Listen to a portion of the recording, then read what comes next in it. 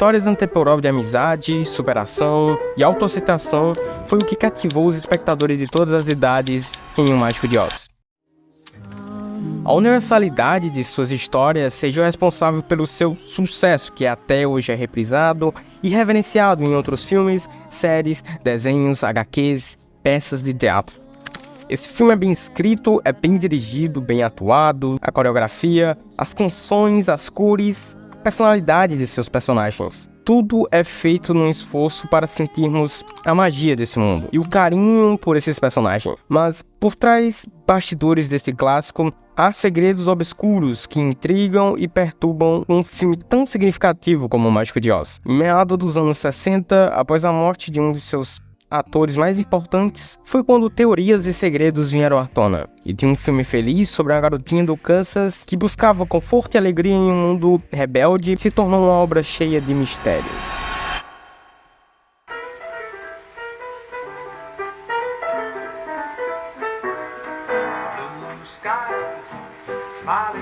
O filme foi lançado em uma época diferente da nossa.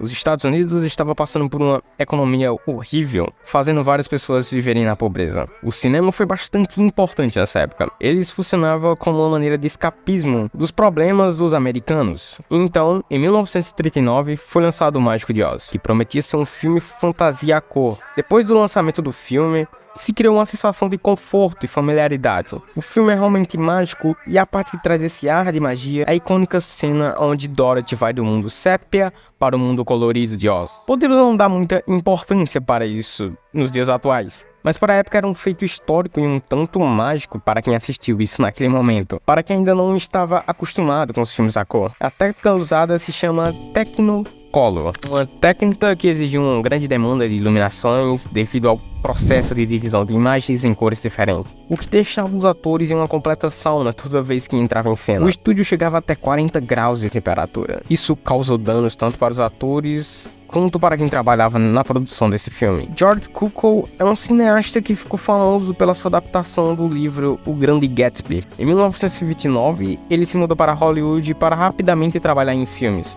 Em 1938, Cukor foi chamado para trabalhar como diretor do novo filme da Metro-Goldwyn-Mayer. O estúdio queria que George ficasse responsável por O Mágico de Oz, substituindo o primeiro diretor de O Mágico de Oz, Richard Tupper. Apesar do seu pouco interesse, as suas alterações foram cruciais na personagem principal. Cukor desenvolveu a personagem de Dorothy, dando características mais natural e realista, que serviu como um centro emocional para a história.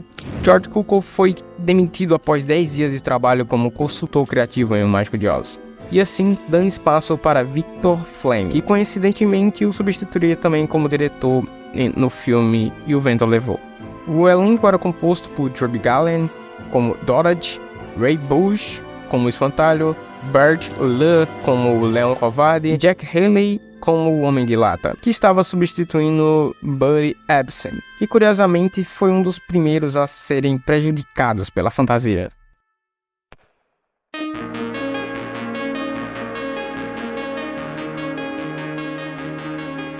Em outubro de 1938, na primeira semana das gravações, Ebsen sofreu uma grave reação alérgica ao respirar o pó de alumínio usado na maquiagem do seu personagem, o que lhe custou quase sua vida. Ebsen foi demitido pelo estúdio por não comparecer às gravações. O estúdio ignorou o estado de saúde de Ebsen, e Jack Haley foi colocado em seu lugar por motivos contratuais. Haley em nenhum momento foi informado sobre o problema de saúde relacionado ao trabalho de Ebsen ou a sua causa. A maquiagem foi substituída por uma pasta de alumínio, o que não minimizou muito as dificuldades de sua fantasia. A sua fantasia pesava 20 quilos e a solução que Haley encontrou para descansar no meio das filmagens foi uma prancha inclinada que aliviava o peso de sua fantasia. Apesar da mudança de maquiagem, Haley sofreu uma infecção ocular por causa da maquiagem e perdeu vários dias de filmagem para se recuperar.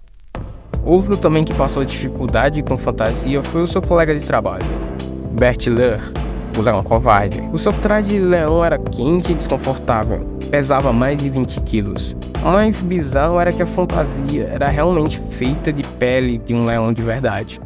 o ator suou profundamente sob as luzes escaldantes do estúdio, necessário para as filmagens em Technicolor. O ator sofreu dificuldade de comer enquanto usava fantasia. A prótese usada impedia que ele pudesse comer, a não ser que fossem coisas líquidas.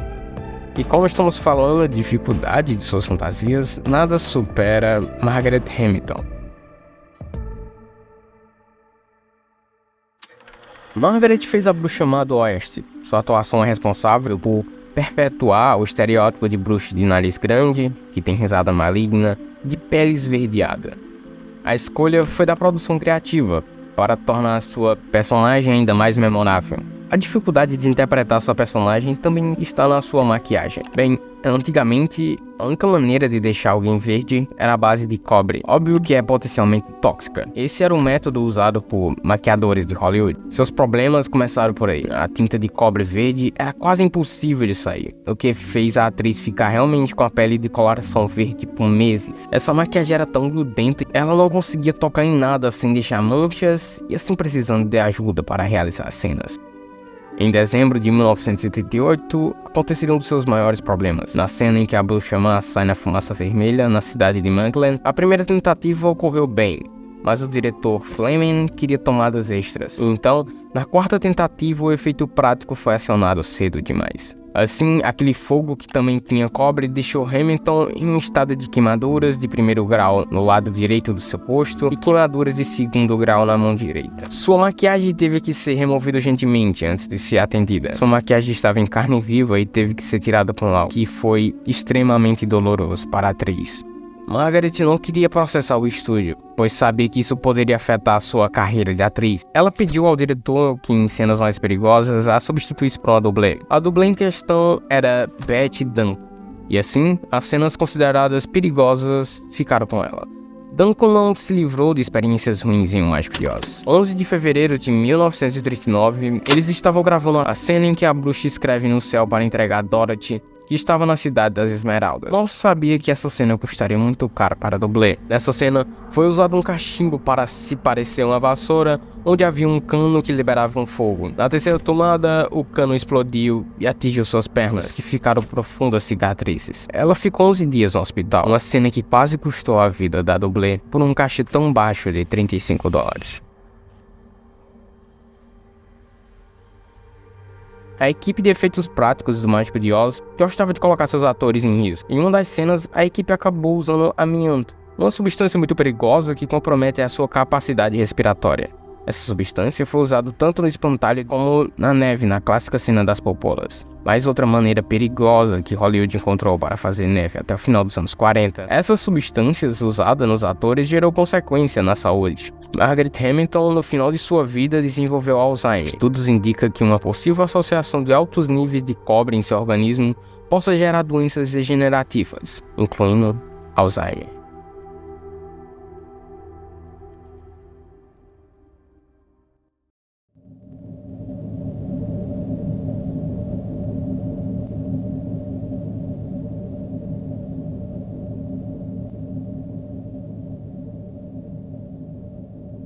Essas situações podem parecer um tanto exploradoras, mas lembre-se, estamos falando de uma época em que essas práticas eram normalizadas, frequentemente colocadas acima do bem-estar de seus artistas. Os produtores eram quem cuidava da imagem dos artistas e o gerenciamento de suas carreiras, mas pouco se importava realmente na saúde do artista, e sim no meio mais financeiro da coisa.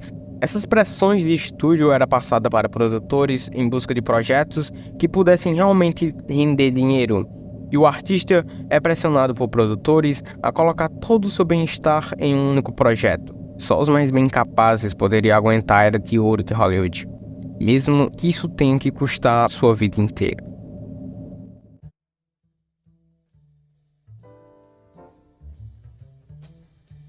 A época de ouro de Hollywood deixou tantos clássicos de diversos gêneros. Isso era uma demanda muito grande, principalmente em uma época que havia uma variedade de filmes. A época ficou marcada por seus jovens talentos. Um desses talentos era uma garotinha nascida em 1922 em Minnesota, que encantou as pessoas com sua habilidade de canto e a mais notável, o seu carisma nos palcos. o que chamou muita atenção do estúdio de cinema MGM. Sua aparência gerou dilemas no estúdio. Ela era velha demais para papéis infantis tradicionais e ela era baixa demais para protagonizar papéis mais adultos. O chefe do estúdio do MGM começou a se referir a ela como sua pequena e corcunda. Judy estava muito preocupada com sua aparência. Isso gerou um efeito emocional que durou até o final de sua vida. Aos 16 anos de idade, na produção do Mágico de Oz, ela era submetida a uma dieta rigorosa de cigarros e sopas. Nas gravações, ela era obrigada a usar um espartilho, o que culminou em uma falta de energia para completar os dias de filmagem, que começaram pela madrugada às 4 horas e geralmente iria até às 7 da noite. O estúdio mais uma vez deu a Garland anfetaminas, para assim continuar a gravar. Foram 5 meses de gravações que culminou em um vício que acabaria com a sua vida. De todos os 6 artistas mencionados anteriormente, nenhum caso se compara ao que a estrela do filme teria passado. Não estamos falando de coisas de danos só físicos, mas sim como esse filme foi afetando sua vida psicológica. Nem mesmo seu talento foi capaz de tirá-la das mãos de caras maus. Pelo contrário, isso os atraía.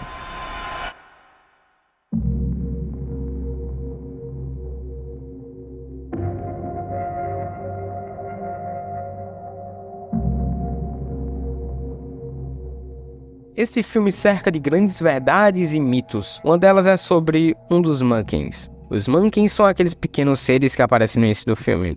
Não estamos falando da história do Monkey que teria se suicidado, que teria aparecido em um momento no filme. Mas isso foi desmentido, é só você ver o filme em melhor qualidade, já que nos dias atuais o filme está em 4K. Mas há outro boato que recorre e não se sabe ao certo. Um dos Monkeys teria tido um comportamento inadequado com Judy Garland em dado momento durante a gravação do filme. Isso gerou algumas discussões e artigos na internet. Mas essas alegações não vêm da própria Judy, e sim de seu ex-marido, Sid Luft. Em 2017 foi quando essas alegações veio à tona. Bem, na época em que o livro de Sid Luft teria sido lançado, não se sabe se Judy realmente falou isso. Muitos acreditam que isso teria sido uma forma de marketing de seu livro, mas o único que poderia responder essas acusações era Jerry Marin, o último Monkey vivo até então. Quando essas alegações vieram à tona, Marin estava com problemas de saúde, assim, estando indisposto para entrevistas. Marin morreu em maio de 2018, alguns meses depois das alegações, assim, indo com ele qualquer versão do que poderia ter ocorrido. O mais interessante é que essa não é a primeira vez que se falam sobre os Monkeys do filme. Os próprios atores, como Judy e o ator que fez o Leon, disseram em entrevista que os Monkeys chegavam bêbados, eram apanhados pela polícia, e algum deles até se Bem, são algumas acusações sobre o elenco dos Monkeys. Tem várias outras. Jerry respondeu essas acusações dizendo que era impossível eles ficarem bêbados, recebendo menos que o cachorro do filme. Os Monkeys recebiam $50 por semana. O Seattle Times postou um artigo na mesma época das alegações dos Monkeys e das alegações de abuso de poder que estavam sendo falados contra produtores e atores de Hollywood. O que sabemos que vem de Garland, alguns homens de cima da hierarquia gostavam constantemente de assediá-la na época que estava sendo gravado o Mágico de Oz. Esses homens seriam Meyer, o chefe e fundador da MGM e um executivo não identificado. Teria até ameaçado de acabar com a sua carreira caso não fizesse o que ele pedisse. Garland recusou todos eles. Essas histórias vêm de sua biografia não completa, que foi contada por um escritor na Seattle Times. Garland expressa uma mistura de sentimentos quando olha para seu papel como Dorothy. Judy Garland tinha um apreço pelo impacto duradouro do filme em sua carreira e na cultura popular. As histórias enfrentadas por Garland durante as filmagens de Mágico de Oz começaram a ser discutidas mais abertamente em anos posteriores, especialmente após sua morte em 1969. A causa de sua morte foi revelada como uma overdose acidental de remédios. A sua morte foi tratada de forma sensacionalista como um espetáculo sombrio que ainda mais contribuiu negativamente para pessoas que sofriam de saúde mental. O interesse do público sobre Judy e as histórias culturais do Mágico de Oz cresceu nas décadas seguintes e culminou nos dias atuais, levando a uma maior divulgação de informações, de mitos e verdades sobre as condições de trabalho enfrentadas por Judy e os seus colegas de elenco. Muitas dessas histórias possam parecer sem confirmação definitiva. Elas lançam luz sobre as complexidades e desafios enfrentados por aqueles envolvidos na criação do estilo clássico do cinema. Apesar de Hollywood ser reverenciada por criar mundos mágicos, encantadores e aparentemente perfeitos, como a Terra de Oz, a verdadeira lição se revela nos bastidores. Ao olharmos para além da cortina, descobrimos que, por trás da fachada de magia, existem pessoas em realidades sombrias e desafios complexos de uma indústria inteiramente corrompida, controlada por homens poderosos, que coloca toda a sua fama e poder acima do bem-estar de qualquer pessoa. Bem, isso é Hollywood. Esse tipo de coisa ainda acontece nos dias atuais. Algumas pessoas preferem se silenciar com medo da fama e o que aquela pessoa pode fazer. Margaret Hamilton sabia exatamente que aquelas pessoas poderiam acabar com a sua carreira como atriz para sempre. Judy Garland viveu por altos e baixos na sua vida, fama, dívidas e vícios, e que por muito tempo de sua vida preferiu ficar calada sobre os abusos sofridos em Hollywood. Assim, concluímos que o mundo do entretenimento pode ser sombrio caso você olhe de perto para o que acontece por trás daquele filme que por muitos anos foi reconfortante para milhares de pessoas.